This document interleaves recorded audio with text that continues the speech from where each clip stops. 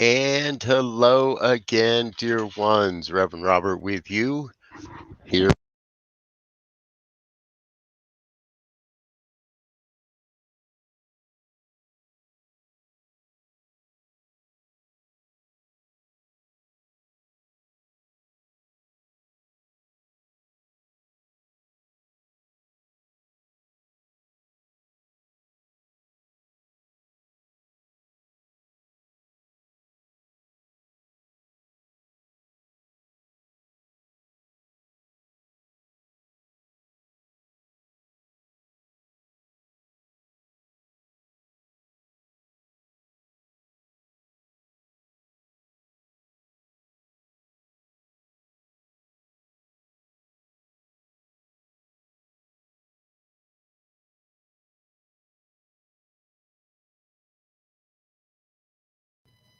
Thank you, dear Diego.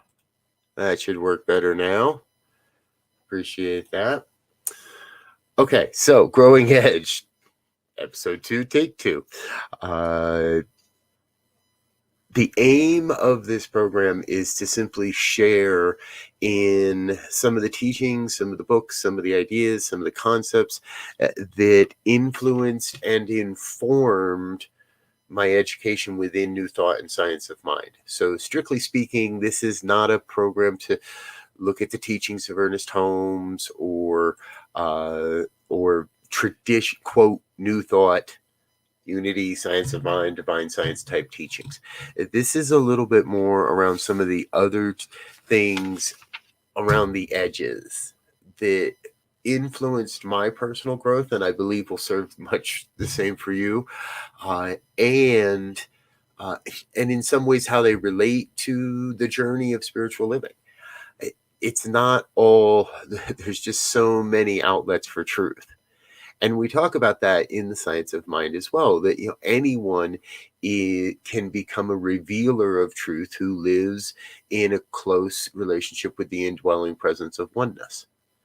So that's what we're doing. We're playing together, we're being together, we're connecting together to grow on our own individual journeys, knowing that your growth supports my growth and my growth supports your growth, that together we're all sort of,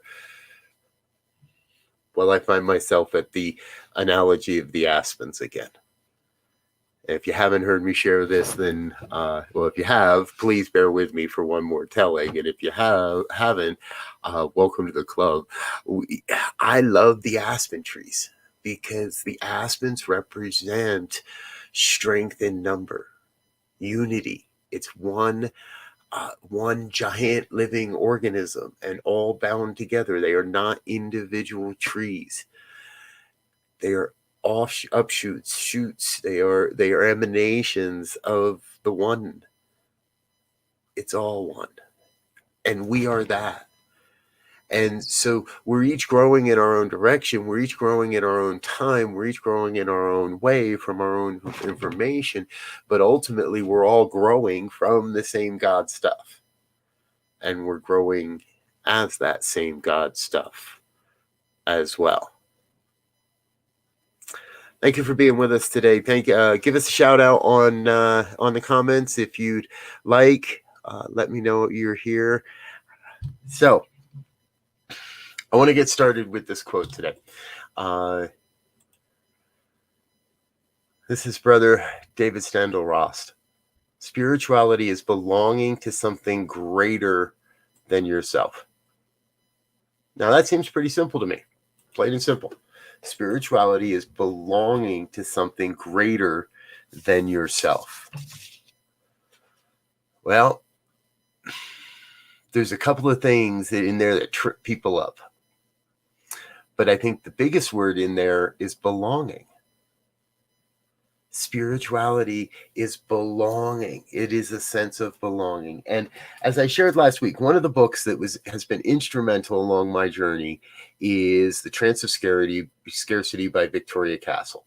If you're familiar with this book, I trust you already understand exactly why I have all kinds of tags and notes. And, well, truthfully, I did a 5-week talk series on it back in 2013. and I've pulled my notes out. Now, I don't know that I'm going to talk about this book for the next 4 or 5 weeks. This was back in 2013. This was at the, this is when I was, I was still trying to prove that I was enough.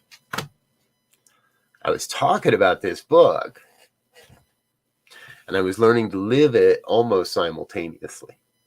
Now, in this book, one of the things that Victoria teaches us that is so important is that predominantly so many on this in the world, and this was written in 2006, 2007, we live by an unexamined predisposition that lack, struggle, and separation are our defining reality. That's one of the opening prospects of this book, that the trance of scarcity, the society as a whole, we are living in an unexamined predisposition that lack, struggle, and separation are our defining reality. Now, most of the people, I would imagine many of us that are listening to this show, everybody that's listening to this show, we've outgrown that, right? We know that is not the truth. That lack, struggle, and separation are our defining reality. That is what a lot of people still believe in. There are still far too many people out in the world, that, in my opinion, that live in lack and struggle and separation.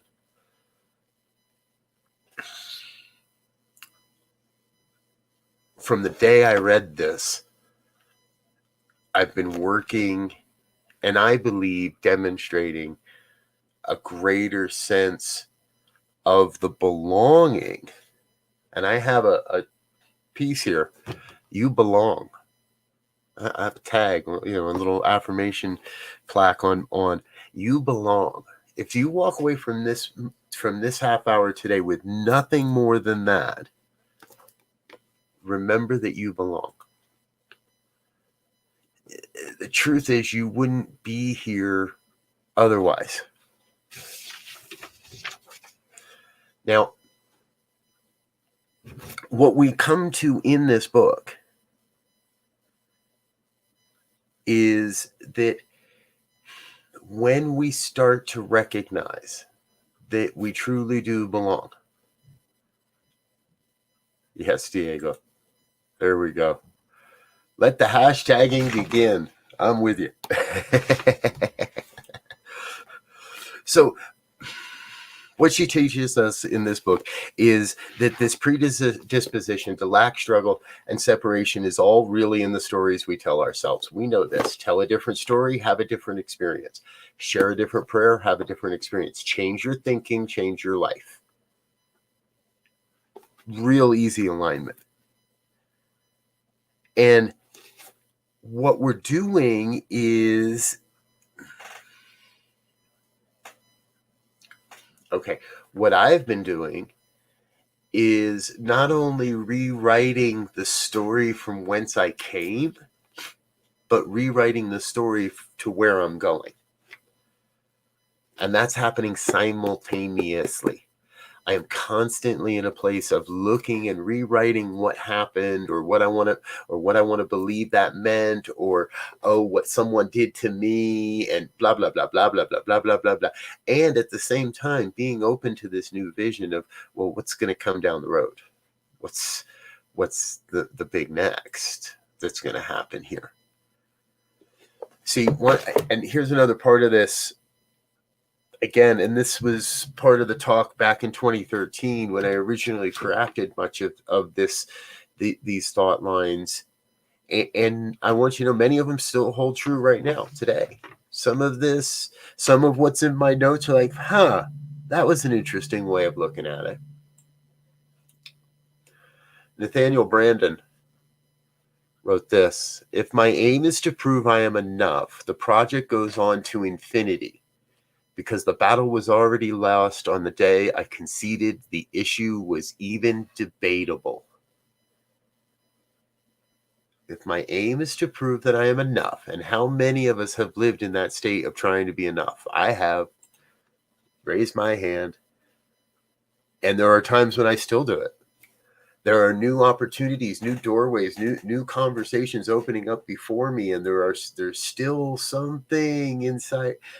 Wow, am I really enough to play on that stage? That's there's a bigger stage being offered than I've played on before, with people that are much better well known than I am, and people that have a much bigger quote audience than I do. Now, all of those are limitations, right? All of that is a comparison about big and small that doesn't exist in the mind of God. That's my human limitation coming forward. That's my piece of saying, I got to prove that I belong here, that I'm enough here. No. And that's the challenge for each one of us. At some point in our lives, we're going to buy into a concept that we're not enough or that we don't belong. Remember Richard Bach? Argue for your limitations, and sure enough, they're yours. Argue for your enoughness, and sure enough, you're going to have to prove you're enough forever and ever and ever. So claim it. We're each being called to recognize that there is the oneness. And Victoria uses the idea of a circle. And I love a circle too, because the Science Mind teaching symbol is based on a circle. And if you imagine just an empty blank circle right now, there is truly nothing outside the circle. There can be nothing outside the circle. Everything has to be inside the circle. Because in a philosophy that teaches oneness, there's no outside that circle. So where that line is that you see right now, that's the totality of the universe. So the circle is a state of being. The circle is recognizing for us that it represents that state of being that says, I'm part of this. I am part of this one thing that's going on. And if I'm part of that one thing, then what I'm doing within that one thing must be vital, necessary, part of what's happening. I have to be inside to recognize that there can be no outside. Now, this gets tricky sometimes for me, is that even I fall into the trap. I look at the humanness and say, I don't like that.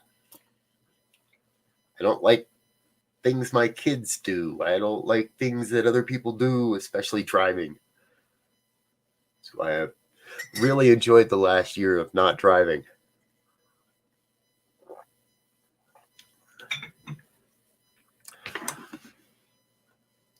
And every time that happens, I get to remind myself that, wait a minute, hold on. There's nothing wrong here. There's nothing broken here. They belong here. That person belongs doing exactly what they're doing. My kids are part of the oneness. When they do something or think a little differently that I think maybe they should think, you get it. In the circle, in that circle of belonging, in that place where I really know, where I'm oftentimes it feels like the mystical experience. I strive to bring that mystical experience into every moment, into the now moment, into what this is. I don't always do that, but I try. It's part of the game for me. Part of the part of the fun is how can I bring that sense of absolute truth and oneness to every conversation, even when it's not going the way my humanness would like. Even when my humanness it appears to get blown off and gets a little upset. And no, that was a waste of my time. And well, why did I? All of that is me arguing for my limitations. All of it. Because everything is taking me to a new place. This is the growing edge. Everything is taking me to that new place, to that new. So just as I look at, I'm going to use plants a lot in this series because there's no greater example than plants. And I showed you a water bamboo last week that has stood the test of time. But when I look at the way a leaf emerges, there is already not only the pattern, but the promise. And already, truly, even in the pattern and the promise, there is the demonstration of the next leaf to follow, of the vision of the continued growth. And as soon as as soon as I realize, oh, there's new growth, whoop, oh, there's more coming. We've got to cut more than a few peace lilies. Anybody do peace lilies? Anybody have peace lilies? We've been growing peace lilies for a number of years now. We've got some that have been with us for quite a while, quite a long time, and they will let you know how happy they are based on how often. Like some, I've had some that wouldn't flower, no flower, and then all of a sudden, boom, there's one, and then there's three, and then and oh my God, now there's 9. I've had a couple of peace lilies that have double digits in how many flowers all at once. And what that shows, there's always that emergence, and there's always that promise for a greater flowering, for a greater experience of expansion. So in the circle, life is not a series of obstacles to overcome. It is a steady flow of possibilities. Like the peace lily, who will send 1 flower or 3 or 10 or a dozen. Generally in odd numbers, actually, now that I think about it. I've got one up here in my office. It's got 3 flowers right now. In every way, the possibilities cannot be denied. So life is a steady flow of possibilities, and I get to take those possibilities and create something that works for the humanness of my life, that works for for paying the bills and getting out and enjoying myself and taking care of the kids and health insurance and this thing and that thing and all that stuff that we can't deny. You have to live in it. Excuse me. All that stuff starts to just be the flow of possibility. It's not something I got to get over. It's not something I got to do. It's not an obstacle. Life is not a series of obstacles. It's a possibility. It's a never-ending, ever-evolving, ever-flowing, greater experience of possibilities. And now the fun part is we can control and direct where those possibilities go. If what we're doing is life-affirming, if what we're doing is serving the evolution of human consciousness, of human experience, then we're going to attract more of that back into our lives. Basic law of attraction type stuff, right? If we're casting out that which no longer works, and then life is poor me, and I'm not enough, and this isn't good enough, and I'm never going to have enough, we know what we're attracting as well. I didn't realize I had found I was talking about this next piece way back in 2013, but I was. And it's one of the things that I think we still are working towards, and I would love to explore more deeply, and I believe I will be. What if life were truly free of competition? What if there was no need for competition? See, part of what competition does is competition fosters that sense of not enoughness. If I'm on a team and we keep getting beat, sooner or later, I'm going to believe we're not good enough to win a game. If I'm in a business setting and I believe that there's competition between New Thought Media Network and others that are doing similar opportunities and taking advantage of the possibility that is this moment and moving into the space that is this moment. If I come to believe in competition, the whole effort is doomed. If I believe in competition, the project goes on to infinity because the battle was lost the day I conceded that competition was even real. It's not about competition. It's about cooperation, collaboration, co-creation, cash flow. It's about coming together and recognizing that in our oneness, in our connection, in our deep sense of knowing that you and I are but one. We're brothers and sisters, mothers and lovers and fathers, and whatever names, whatever labels, whatever things we want to cast upon ourselves. It's that all comes back to the one. So in the one, why would I not cooperate with someone else? Why would I not look to seek how can we cooperate? And I think cooperation is that basic place, right? Okay, I'll do a little something for you. You do a little something for me. If it works out for me and it works out for you, maybe we'll do a little something again in the future. It's a basic agreement of cooperation. Collaboration takes us a whole lot deeper because now it's not just about you and me, but we're starting to come into a we place.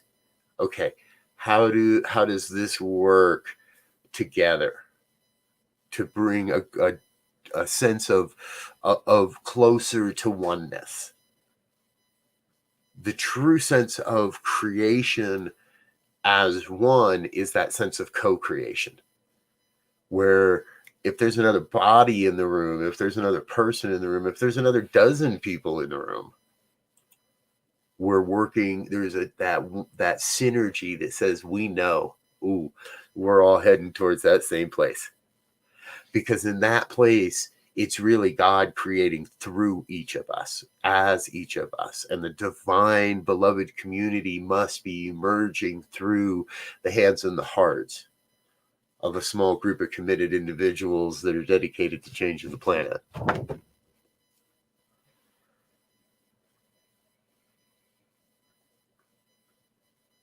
Even competition can be a little tricky. It can sneak in. And that's why our journey never ends. And we can never really get outside the oneness. I've long said, once you understand these principles, once you understand these universal principles and laws, you can go stick your head in the sand, but you're still going to know that you're creating this, that this is working because of your belief system and what you're focusing on. So at every turn, the call is to what it is we want to experience. Let God take care of the how. It's not our job to figure out how this all comes together. It's our job to focus on what. There is a mighty, mighty mission and a mighty vision for this network emerging day by day through each and every one of us. And everyone is giving different aspects, is providing different aspects, different insights, different experiences. Each one is a different aspen amongst the grove. And together we are mighty. When we know we are one, we are mightier. So I'm going to share, I have a link for this. If you haven't heard, by the way, we're on Amazon Smile. And actually, I'm going to share a link in the comments to a page on the website that has really, I think, is it 10, 12? What do I got on there? 11. Right now, it's the top 11 reading. My top 11 books of reading books, or things that I would love to see any community, and I would love to know. And I would love to see everyone that's touched by New Thought Media Network also understand the teachings of these books, of this reading list, and it might expand as I go. For now, we're looking at what Victoria Castle has contributed, I believe. And as I said, I got a lot more. I got another 4 weeks of what I gleaned from this book and what I felt necessary to teach back in 2013. It's not all exactly the same, and much of it has evolved since that time, at least my experience of it. But it's instrumental. It's key, I believe, to knowing where we're going, to coming together as a greater community, and where we're going in human community, a place where we belong, and a place where we know we belong. Even if in your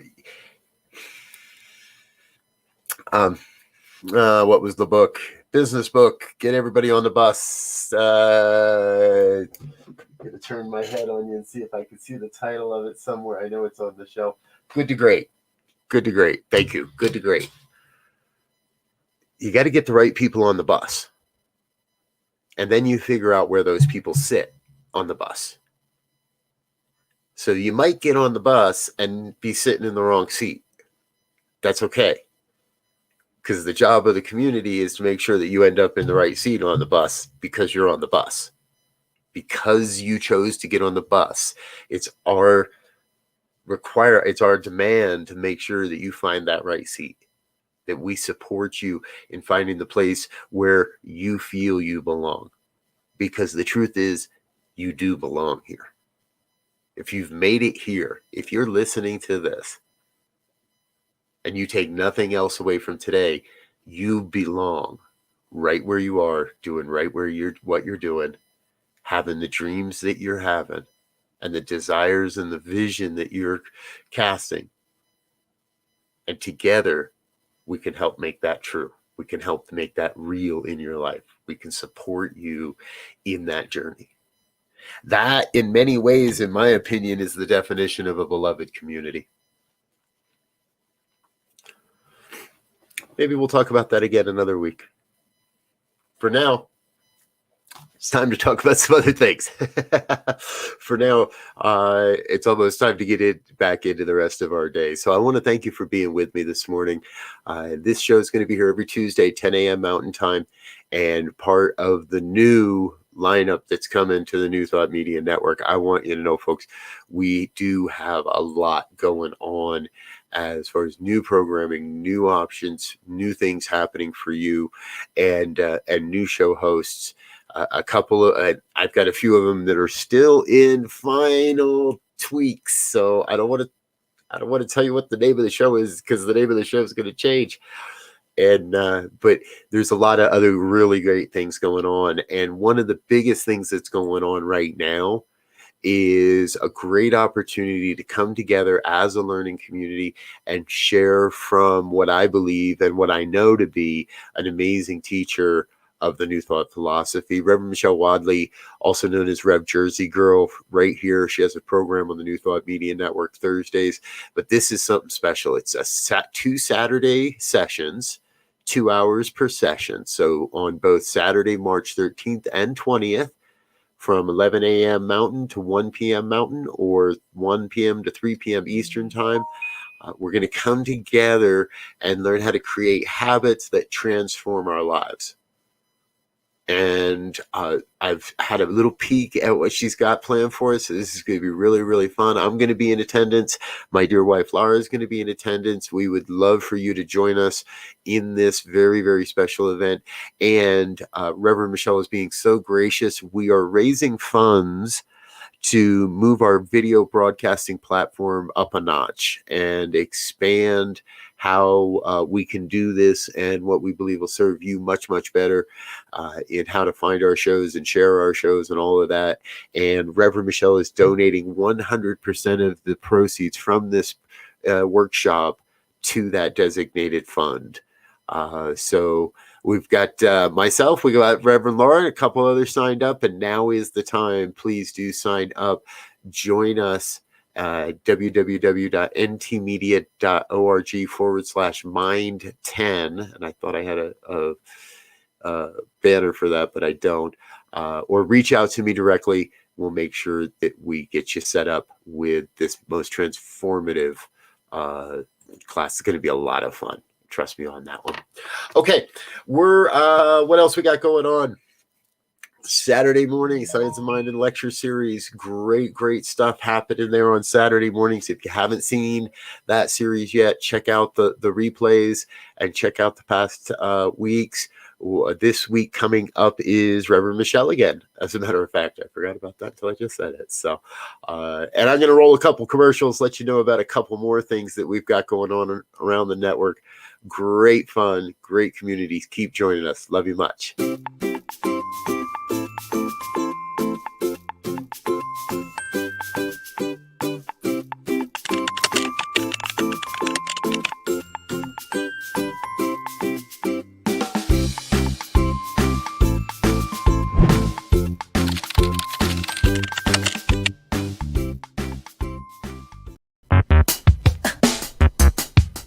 Check it out. Thursdays, 10 a.m. Mountain Time, noon Eastern. A healthy dose of Jersey Girl wisdom. Live with Rev Jersey Girl. Sponsored by New Thought Media Network. Positively inspiring.